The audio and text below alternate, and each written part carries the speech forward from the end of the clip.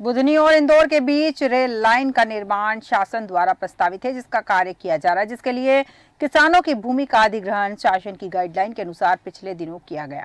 लेकिन अब किसान मुआवजे को तय गाइडलाइन से कम मिलने के आरोप को लेकर बड़ी संख्या में तहसील कार्यालय पहुंचे, जहां उन्होंने एक ज्ञापन अनुविभागीय अधिकारी राधेश्याम बघेल को सौंपा, जिसमें मुआवजे को तय गाइडलाइन के हिसाब से देने की मांग की गई है।